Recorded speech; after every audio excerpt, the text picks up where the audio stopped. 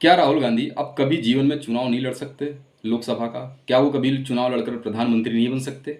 जी नहीं, बन सकते हैं, लेकिन उसमें बहुत समय लगेगा, क्योंकि ऐसा उन्होंने कृत्य ही कर दिया है।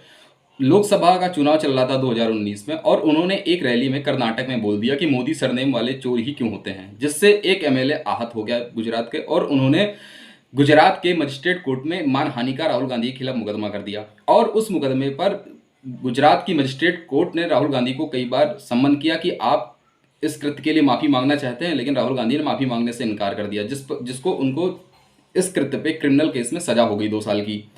अब जब 2 साल की सजा हुई उनको, तो उनको अग्रिम जमानत मिल गई और 1 महीने का समय दिया गया कि आप हाई कोर्ट में इस फैसले को चुनौती दे सकते हैं। लेकिन जब तक वो चुनौती देते तब तक उनकी संसद सदस्यता खत्म हो गई। अब संसद सदस्यता खत्म हो गई, 2 साल की उनको सजा हो गई, और जब ये 2 साल की सजा 2025 में उनकी समाप्त होगी, पूरी होगी, और 2025 से लेके 6 साल तक, अगले 6 साल तक वो इलेक्शन नहीं लड़ सकते। इलेक्शन अब 25 और 6 साल, वो 2031 तक राहुल गांधी कोई भी चुनाव नहीं लड़ सकते। अब 2034 में जो लोकसभा का इलेक्शन होगा उसमें वो चुनाव लोकसभा का लड़ सकते हैं, उसके पहले वो नहीं लड़ सकते।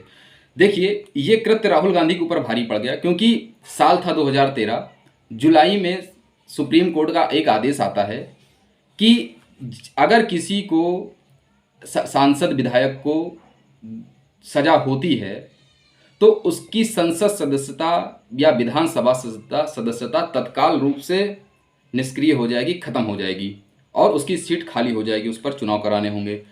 सितंबर में यूपीए सरकार एक ऑर्डिनेंस लाती है एससी के इस फैसले को पलटने के लिए, क्योंकि उस समय चारा घोटाले में दोषी करार दिए जाने वाले थे लालू यादव, और लालू यादव के समर्थन से यूपीए की सरकार केंद्र में बनी थी। उन्हीं को बचाने के लिए एक ऑर्डिनेंस कांग्रेस सरकार लेकर आती है, लेकिन उसकी प्रेस कॉन्फ्रेंस सरकार रखती है, क्योंकि बीजेपी बहुत ज़्यादा हो हंगामा कर रही थी कि यूपीए सरकार जो है भ्रष्टाचार को बढ़ावा देने और भ्रष्टाचारी को बचाने के लिए ये ऑर्डिनेंस लेकर आई है। तो इसी पर सफाई देने के लिए कांग्रेस ने प्रेस कॉन्फ्रेंस रखा, और अचानक राहुल गांधी जी प्रेस कॉन्फ्रेंस में आते हैं और सरकार द्वारा लाई गई उस ऑर्डिनेंस को फाड़ देते हैं बकवास बताकर। और तभी से ये नियम बना है कि जैसे ही कोई भी व्यक्ति दोषी करार दिया जाएगा और उसकी संसद सदस्यता खत्म हो जाएगी। नहीं तो सरकार इसमें ये लेकर आई थी कि अगर किसी को दोषी कोर्ट ठहराती है तो उसके पास 2 से 3 महीने का वक्त रहेगा, और 2 से 3 महीने तक उसकी संसद सदस्यता नहीं जाएगी।